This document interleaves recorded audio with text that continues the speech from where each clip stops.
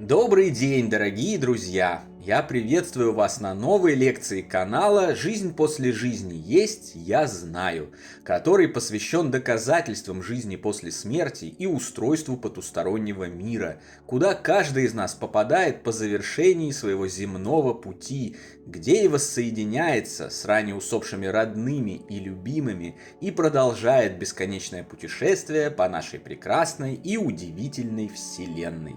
Сегодня я отвечу на настойчивые вопросы тех, кто пока еще не открыл для себя всю красоту жизни на Земле, видит ее исключительно несправедливой, жестокой и несчастной, очень устал от нее и интересуется, можно ли после смерти никогда больше не возвращаться на Землю в следующих жизнях, а остаться на том свете и пребывать там в радости и счастье вечно.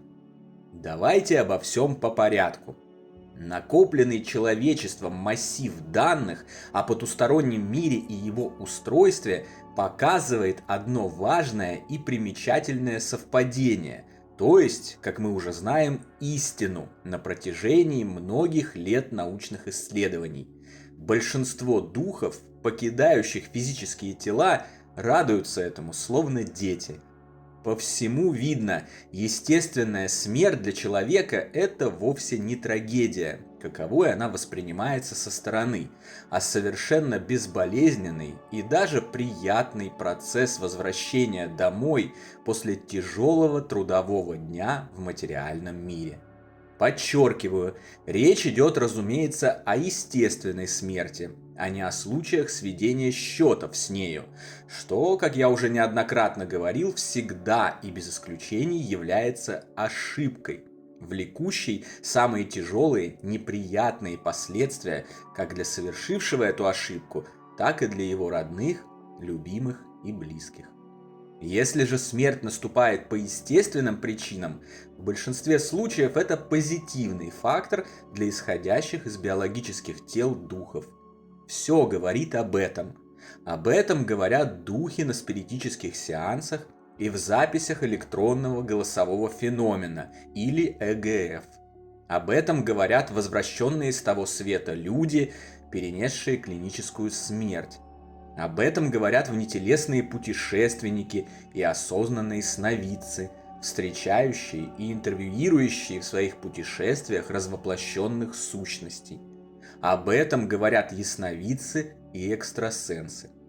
В отчетах гипнотерапевтов-регрессологов невероятно часто встречаются возгласы пациентов, проходящих через воспоминания о своей смерти в прошлой жизни. «Наконец-то я умер!» И, наконец-то, я снова свободен. Очевидно, что для нашего духа выход из тела и возвращение в духовный мир – это счастливое событие эвакуации из тяжелого земного мира, радость и воссоединение с ранее покинувшими его родными, любимыми и друзьями. Многим из нас и приближаться к смерти не нужно, чтобы именно так это оценивать, настолько мы уже успели устать от того, что здесь творится.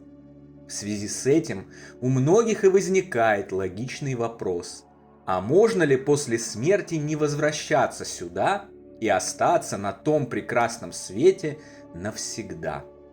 Что в буддийских и кришнаитских терминах называется «выйти из колеса сансары» и избавиться от мучительных воплощений в биологических телах насовсем.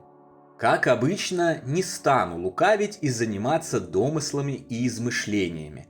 Точного ответа на этот вопрос сегодня, к сожалению, не существует. Слишком много неизвестных. Обобщенная информация о той стороне показывает убедительные совпадения в том, что определенное количество душ сюда больше не возвращается.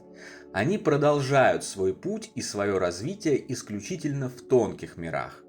Но вот что является условием для завершения цикла перевоплощений в мирах плотной материи, непонятно.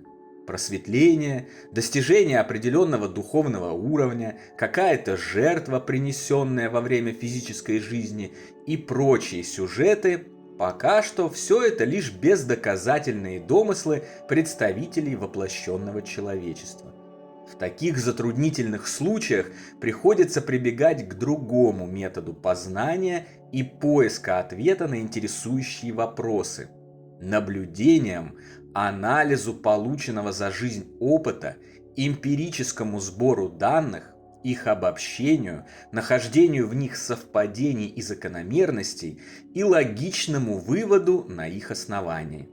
Какая же картина вырисовывается в результате применения этого метода? Проходя через самое тяжелое испытание своей жизни, разлуку с самым родным и близким человеком, я тоже почувствовал жуткую усталость от этого мира и ощутил желание более никогда сюда не возвращаться после того, как будет достигнута финишная черта и будут решены все мои задачи. Однако, по мере продвижения вперед, по мере продолжения открытия духовного мира и интенсификации послания оттуда, о чем я вам уже рассказывал ранее в других лекциях, я почувствовал перемены в своем отношении к этому. Я осознал, что несмотря на то, что жизнь здесь тяжела и сурова, каждый из нас влияет на все божественное творение и вносит свой вклад в улучшение материального мира и всей существующей жизни во Вселенной. Неважно, кто мы физически – олигарх на миллиардной яхте или бомж на задворках города. Неважно, какими физическими ресурсами мы обладаем. Все мы связаны, и каждый вносит свой вклад и влияет на все и всех любимых своими поступками и своими мыслями.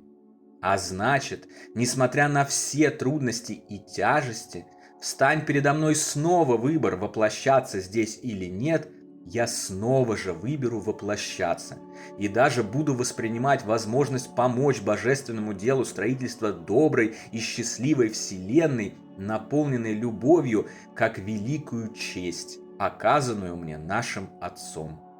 Исходя из этого, я понял, и, к слову, позже это подтвердилось качественными источниками информации о жизни после смерти, которые я предложил вам в уже упомянутом телеграм-канале и с которыми настоятельно рекомендую ознакомиться, что нет тех, кто заставляет нас приходить в этот мир снова и снова.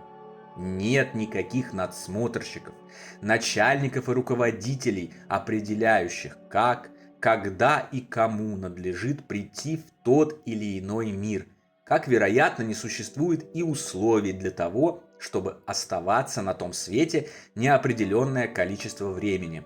Мы сами делаем этот выбор, осознавая свою ответственность и важность нашего прихода сюда. И действительно, было бы очень странно, если бы свобода воли, дарованная нам нашим Отцом, действовала в одном месте и не действовала в другом. Если бы где-то мы могли принимать решения, основываясь только на своих желаниях, принципах и качествах, независимо от каких-либо внешних сил, а где-то нас принуждали бы к тому или иному выбору. Следовательно, эти соображения верны. Никто не принуждает нас возвращаться в этот или любой другой материальный мир. Никто не заставляет нас рождаться именно в непростой и противоречивой России, всю свою историю живущую в перманентных кризисах, войнах и смутах. Все это наш выбор и наше стремление работать именно здесь и именно здесь осуществлять перемены к лучшему, медленно, но верно продвигаясь к устройству общества добра и справедливости, отказавшегося от насилия, жестокости и лжи. Точно так же марафонец, бегущий 49-й километр из 50, задыхается, не может дождаться финиша, проклинает тот день, когда решил участвовать в этой ужасной пытке и зарекается когда-либо ее повторять, но на следующий день, взглянув на полученную золотую медаль, уже прикидывает, как он будет тренироваться для следующего марафона. Поэтому единственным условием к тому, чтобы остаться на том свете и больше не приходить сюда, по-видимому, как и в любом другом случае, является только наш выбор, только наше решение. Кто желает активно участвовать в деле строительства вселенной добра, света и любви, принося в жертву собственный комфорт, тот возвращается на Землю или в плотный мир других планет снова и снова, надевая на себя этот неудобный биологический скафандр, полный боли, и проходит отрезок физической жизни, наполненный страданиями и мучениями. Кто желает отдохнуть от тяжелых испытаний и решения трудных задач, остается на том свете на такое количество времени, которое комфортно лично для него. Кто вообще больше не хочет связываться с жестокостью и несправедливостью обществ малоразвитых плотных миров, находит для себя интересную и полезную деятельность в мирах тонких и остается там навсегда. Возможность работать на благо всего сущего и вносить свой вклад в Божий промысел найдется всегда и для всех.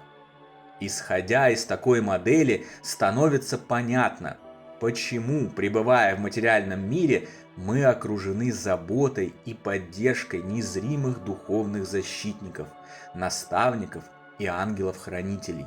Вот почему обобщенный массив данных о потустороннем мире показывает отношение его обитателей к нам как к героям, которых любят, хранят и берегут на протяжении всего нашего пути от колыбели до могилы. Вот почему мы получаем невероятное уважение со стороны наших развоплощенных близких и друзей. Все они понимают, насколько трудно дело, которое мы делаем, и стремятся помочь нам всеми возможными силами. На сегодня это все, дорогие друзья.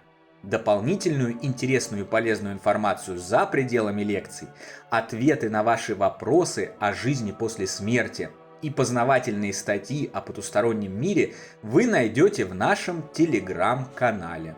Ссылка на него, как всегда, в описании видео и на экране. Встречаемся на новой лекции здесь же, на нашем канале.